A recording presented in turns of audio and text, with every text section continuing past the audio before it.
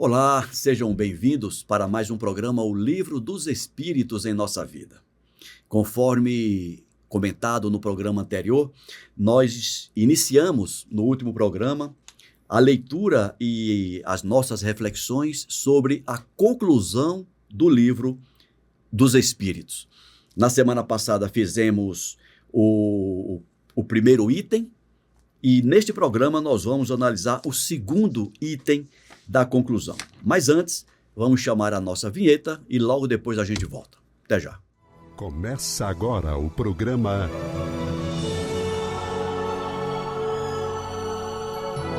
O Livro dos Espíritos em Nossa Vida. E aí, Almeida, vamos para o segundo item da conclusão? Com certeza. Um grande abraço a vocês que nos acompanham. Vamos acompanhar, terrível. Vamos hoje examinar aqui o segundo item. Vamos olhar onde o Kardec vai nos conduzir. Semana passada ele falou, olha, para criticar, leia, estude com profundidade e só então vamos conversar sobre o conteúdo. E hoje, dentro dessa linha, ele vai fazer outra observação, vai fazendo contrapontos entre espiritismo e materialismo. Por que o espiritismo se contrapõe à ideia do materialismo? Forte abraço. Excelente, Almeida. Então vamos lá. Como você já apresentou o conteúdo desse segundo item, eu vou lendo e você vai comentando. O espiritismo é o mais terrível antagonista do materialismo. Não é, pois, de espantar que ele tenha os materialistas por adversários. Olha só, nós estamos no século XXI. 2027 completam-se redondinho 170 anos da edição deste livro. Alguém pode ler e desavisadamente achar, não, mas isso era lá naquela época. Não, não é. Se nós fizermos uma pesquisa, saímos aqui à rua e formos pesquisar, você acredita que você é só matéria? Você acredita que você é algo além da matéria? Os números a favor de uma transcendência do ser são enormes, são gigantescos. O número de eventos que uma ciência materialista não é capaz de explicar se avolumam de forma muito grande, né? Nós temos muita coisa que a ciência não consegue explicar de um ponto de vista materialista. Então ela teria que, para explicar esse evento, assimilar a ideia de transcendência do ser. Mas há quem não goste disso. Há pessoas para quem essa ideia não seja interessante. E essas pessoas continuam, sim, a serem adversárias de qualquer doutrina espiritualista e, dentro desse universo das doutrinas espiritualistas, as que aceitam a transcendência do ser, aqueles que são contra a ideia do espiritismo. Continua valendo agora no século XXI. Continua totalmente atual. Mas como o materialismo é uma doutrina que se ousa mal confessar, prova de que os que a professam não se creem bem fortes e são dominados por sua consciência, ele se cobre com o manto da razão e da ciência. E coisa bizarra, os mais céticos falam mesmo em nome da religião que não conhecem e não compreendem melhor que o espiritismo. Olha, essa frase aqui é para a gente parar e vamos conversar? Porque você veja só, eu já tive essa oportunidade, talvez você também a tenha. Eu vou fazer um curso de introdução à filosofia. Aí o professor salta Sócrates, salta Platão e já vai direto para Arquimedes. Arquimedes não, Aristóteles. Aristóteles, Perdão, Arquimedes obrigado, está lá atrás. Obrigado, Aristóteles. Pula para Aristóteles. Eu estou jogando tudo que Sócrates escreveu no lixo. Eu estou jogando no lixo tudo que Heráclito, Anaximandro, Anaxágoras escreveram. Para trás. Eu estou jogando no lixo. Por quê? Porque o Aristóteles, ele tenta fazer uma explicação do mundo mais mecanicista. Olha só, na hora que eu estou introduzindo o ser reencarnado a começar a tentar entender o mundo, eu estou negando a ele uma versão espiritualista da filosofia. Existe, sim, dentro da filosofia, muito mais teorias que aceitam a transcendência do ser do que o contrário. Mas, se eu professo, olha só que verbo que foi usado aqui, se eu professo uma ideia materialista, eu nego esse conteúdo para o meu aluno. Eu já direciono para um esquema materialista. Claro, o ser, quando estiver amadurecendo, e você que é professor na área, quando ele está no processo de individuação dele, vai ter algo em falha. Vai estar faltando essa base, esse diálogo, essa conversa com o transcendente. E ele não vai encontrar equilíbrio. Você quer comentar sobre isso? Não, você está indo muito bem. Eu estou gostando de te ouvir falando sobre isso. Mas já que você parou, eu estou lembrando aqui, Almeida, eu vim para Brasília em 2004, foi. Em 2003. Em 2003, eu apresentei, em 2002, eu cheguei lá na Universidade Federal de Pernambuco e eu queria estudar filosofia. E aí eu fiz uma proposta de mestrado, né, lá na filosofia, e a base, o referencial teórico era os pré-socráticos e os socráticos, e não foi aceito.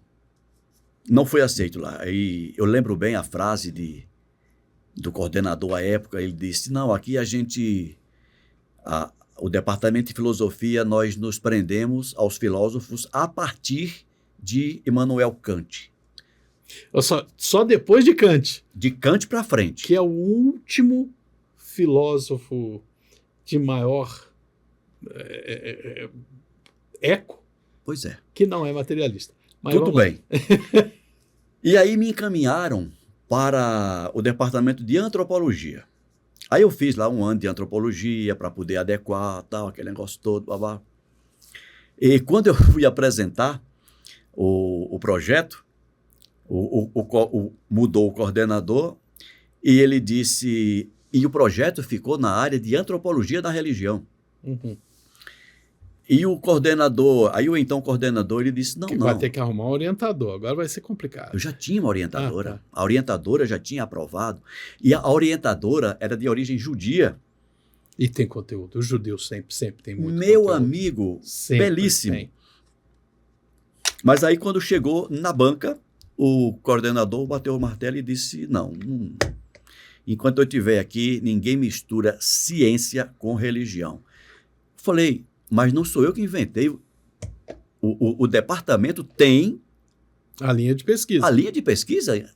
Não, mas eu não concordo com isso. Ok. Aí no ano seguinte eu para cá e... Perdeu, infelizmente. Mas eu lembrei disso por conta disso que o Kardec escreveu e você acabou de citar. Ser materialista parece que ainda é mais chique, dá mais ibope do que você se declarar espiritualista. É mais fácil você conseguir uma pós-graduação, é mais fácil você defender uma dissertação de mestrado, é mais fácil... Mais fácil tudo. Mais fácil tudo. Recentemente, Almeida, eu acho que eu te mandei, eu publiquei aquele artigo lá sobre a psicologia junguiana, comparando Kardec e Jung, e eu recebi de 2 revistas. E eram com um conteúdo eminentemente científico, pautado, embasado, seguindo toda a A metodologia... Você não mandou para a Federal de Juiz de Fora. Não. Tá. Mas para você ver como isso que o Kardec escreveu naquela época continua também valendo hoje.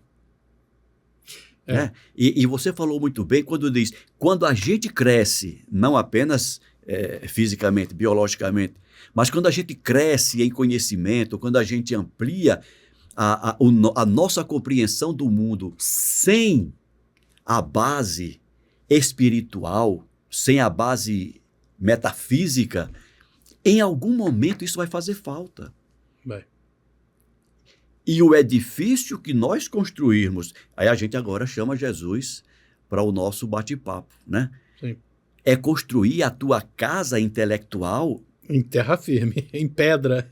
No caso, sob a areia, né? Você está construindo sob a areia. Não tem sustentação. Em algum momento isso vai ruir. Vai. Né? E é o que o Kardec vai dizer mais para frente ainda. Caramba, nós temos que fugir o máximo que a gente puder do materialismo e o Kardec não está sugerindo negar os valores da matéria, não é isso. Não. Ele só está dizendo que a nossa existência ela se sustenta em algo além da matéria que a gente vê e que a gente toca. A vida transcende a matéria. A vida transcende a matéria. Vamos lá. Sua mira é, sobretudo, o maravilhoso e o sobrenatural que não admitem. Ora, segundo eles, os materialistas, né?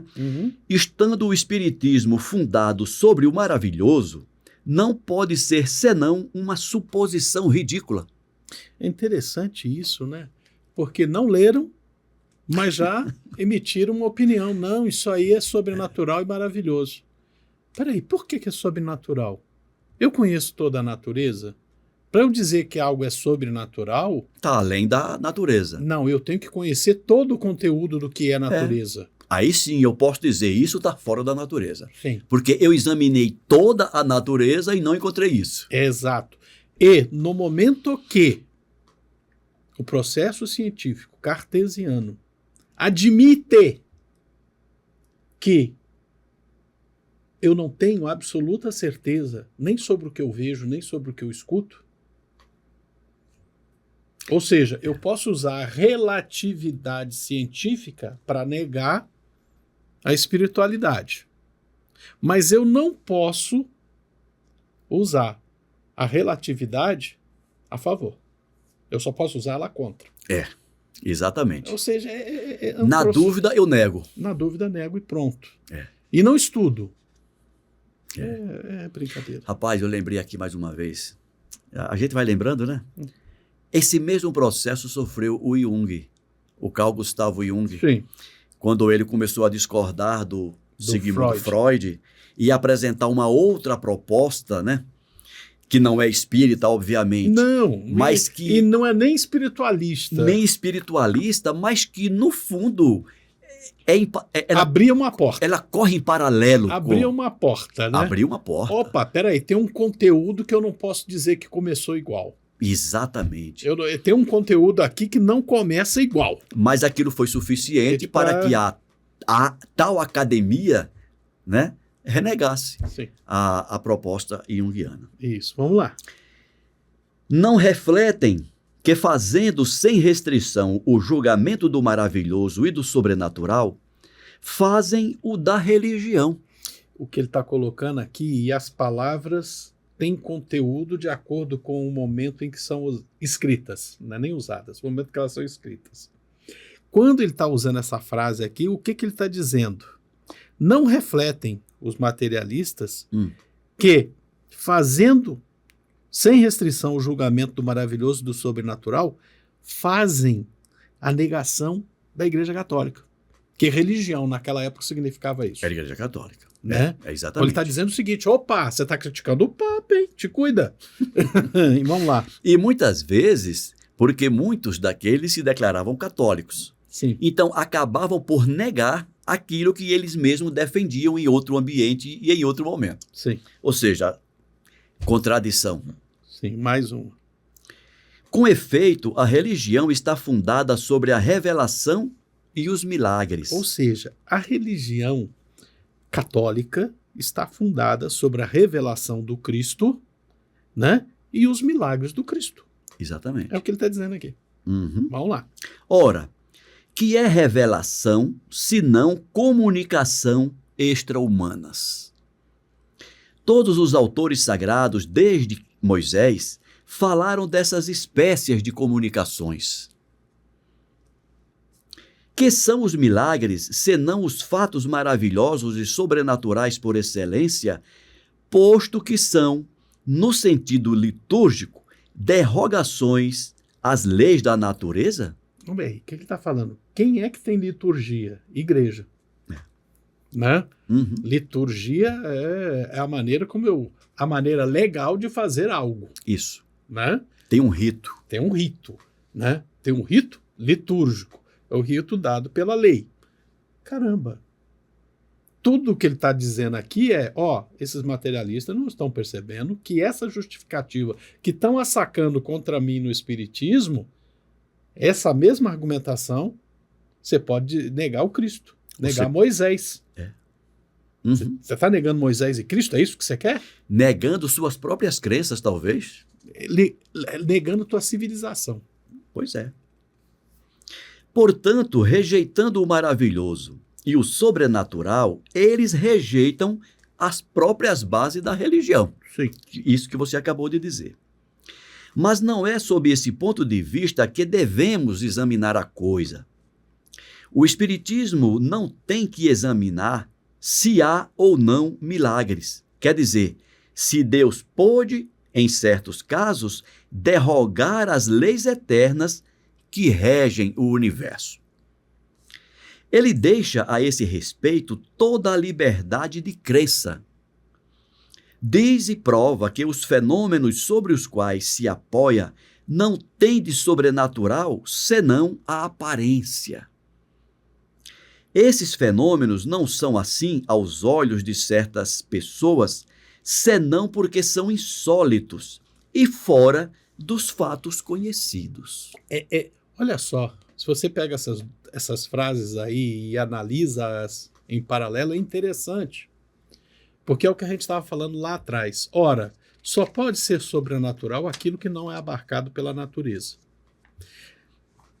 Só que para eu dizer isso, eu tenho que afirmar que eu conheço toda a natureza. Uhum. Eu tenho que ser capaz de afirmar que eu conheço tudo. E identificar o que não consta, para ser sobrenatural. Exato. Eu tenho que fazer inventário. É. Isso não é científico. E o que ele está dizendo aqui é exatamente isso. Né? E mais ainda, o que o Espiritismo afirma é: eu não conheço a natureza. Eu não conheço o universo. Eu não conheço toda a verdade. Então, aquilo que você julga sobrenatural, aquilo que você julga milagre, você tem a liberdade de emitir a sua opinião livremente. De crer ou não crer. Mais do que isso, você pode dizer que aquilo é milagre ou não. É. Você pode dizer que aquilo, olha, isso aqui derrogou as leis da natureza. Ou não, você pode dizer, olha, isso aí, pelo visto, é uma lei que eu ainda não conheço. Mas aí entra um fator importantíssimo, Almeida, que é um tal de orgulho e a outra é a vaidade. Vaidade. Como é que eu vou assumir que eu não conheço, se eu sou o tal do cientista? Se eu sou doutor. Se eu sou doutor, vamos lá. Eu tenho a obrigação de saber tudo. Vamos nessa. Continuando. Mas eles não são mais sobrenaturais que todos os fenômenos aos quais a ciência hoje dá solução e que pareceram maravilhosos numa outra época. Todos os fenômenos espíritas, sem exceção, são a consequência de leis gerais e nos revelam um dos poderes da natureza, poder desconhecido, ou dizendo melhor, incompreendido até aqui, mas que a observação demonstra estar na ordem das coisas. É interessante que ele coloca isso aqui numa argumentação científica. Uhum. Ora, olha, aqui dentro do Espiritismo, eu demonstro, eu apresento uma série de eventos, uma série de fatos que eu ainda não sou capaz de explicar em toda a sua Plenitude. plenitude. Por exemplo, as mesas girantes. Elas giram. Ah, mas é porque tem um médium de efeitos físicos. E daí? Eu sou capaz de dizer como é que isso acontece? Isso. Eu não sou capaz. De repente, Honório, tu tem muito mais estudo do que eu em doutrina espírita, seja capaz. Mas eu não sou capaz. Não, Alcir, é porque o fluido cósmico universal manipulado pelo espírito... Cara, o que é isso? Se você chega para mim e diz, olha, os corpos se atraem na razão direta das massas e no inverso do quadrado da distância, eu entendo. Eu reduzi um fenômeno natural a uma fórmula matemática. Isso. Né? Ficou compreensível. Ficou compreensível e eu posso calcular. Exatamente. Né? Eu tenho uma constante gravimétrica universal, eu tenho a massa de 1, eu tenho a massa de 2 e eu tenho o D2. Eu consigo calcular com que força eles se atraem. Agora, eu falar, não, manipula um fluido cósmico e não sei o quê, e aí a mesa se ergue e gira. Tá. E como é que acontece? Qual é a fórmula? Qual é a fórmula? Não é a questão da fórmula, é como é que acontece? Eu estou alinhando os elétrons e estou criando um campo. Eu não sei. Madeira é dielétrico. Não é matéria, não é material que uma corrente elétrica conduza. Né? Mas eu sei que acontece. Se eu não sou capaz de explicar em plenitude, eu não compreendo ainda. Eu sei que acontece. Mas eu ainda não sou capaz de compreender. E é por isso que ele coloca aqui essas palavras. Exatamente. E antes... Mas é natural. Exatamente. Mas é natural. Está dentro da natureza. Está dentro da natureza. Está dentro das leis da natureza. Sim. E ele começa criticando aqueles que, não compreendendo, já negavam, já criticavam. Continuando. O Espiritismo repousa, pois, menos sobre o maravilhoso e o sobrenatural que a própria religião. Sim. Como é que o Cristo ressurgiu 3 dias depois de morto? Nós cremos nisso. Né? Mas explica. Explica. Como é que ele voltou? Ele voltou em corpo, não voltou em corpo? O que é que aconteceu com o corpo dele? Mas o corpo que ele usava era corpo, não era corpo? Tem gente que discute isso há milênios. Uhum. Há 2 milênios tem gente que diz que o corpo dele não era corpo. Eu não estou aqui para discutir isso. O que eu tenho aqui a afirmar é aquele ser que era Joshua ben Yosef, 3 dias depois de crucificado, voltou e foi visto por aquelas pessoas. Uhum. E registraram esses fatos. E vários deles o viram. E tem vários discursos que ele fez depois. Eu acredito nisso. Eu acredito. Agora, isso é a essência da religião. Se eu nego as bases do Espiritismo, eu nego tudo isso junto. Sim. Eu nego tudo isso junto. É isso que ele está afirmando aqui. Exato. Continuando. Aqueles que atacam o Espiritismo, né? Uhum. A esse respeito é porque não o conhecem. E fossem eles os homens mais sábios, nós lhes diríamos: se vossa ciência, que vos ensina tantas coisas, não vos ensinou que o domínio da natureza é infinito, não sois sábios, senão pela metade. Cara, tem um vídeo que está aí na internet. Um dia eu vou me dar o trabalho de fazer a pesquisa, encontrar o vídeo de novo e pegar esse link e começar a espalhar, né?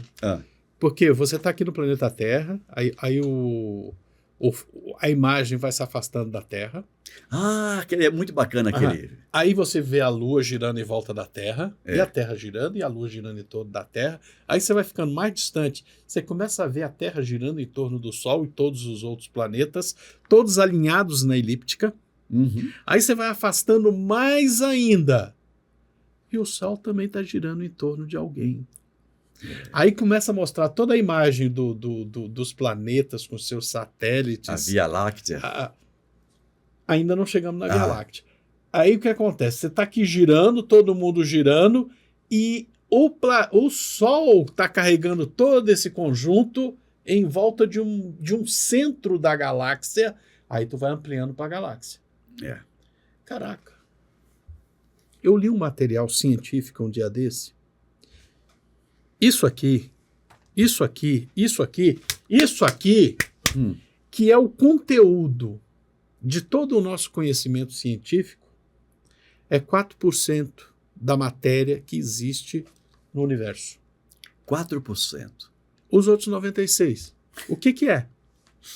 Porque os outros 96% não é metal, não é ferro, não é plástico, não é papel, não é osso, não é pele. É o quê? É o quê? A matéria escura. Os físicos admitem isso. Existe 96% de coisa no universo que eu não tenho a menor ideia do que é. É o que está escrito aqui. Vocês se julgam sábios porque vocês estudam muito ciência. Mas eu estou mostrando para você um fenômeno que a tua ciência não explica. E veja que o Kardec foi bondoso. Sim. Ele disse, não sois sábios pela metade. Metade é 50%. Mas a ciência hoje prova que a gente está com apenas 4% de sabedoria. Não é isso? Não, é aquela coisa. Da matéria. Não, eu investigo sobre 4% do que existe no universo. Não significa que eu sei tudo eu sobre 4%. Eu não tenho domínio desses 4%. É verdade, tá certo. Eu investigo apenas 4%. Sim. Né? Pois é, meu amigo. Eu acho que Kardec está tão mais na frente do que a gente imagina. Sim. E eu fico assim quando eu vejo alguém dizer, precisamos atualizar Kardec. Santa ignorância, santa prepotência. Esta semana eu li mais um desses livros. Tá, rapaz, e tem vários por aí, viu, Almeida? Sim. Eu fico pensando nos nossos irmãos. Eu sou obrigado a ler, gente, muita coisa. Fico pensando nos nossos irmãos que não têm, talvez, disposição ou oportunidade para estudar, para refletir, como estão correndo o risco de serem levados por esses pensadores. Por desconhecer as coisas. Por desconhecer. Por ter tido um professor que não te ensinou Sócrates, não te ensinou Platão, não te ensinou Anaximandro, Anaxágoras e Heráclito. Pronto. Só para começar a brincadeira. Até o Kant.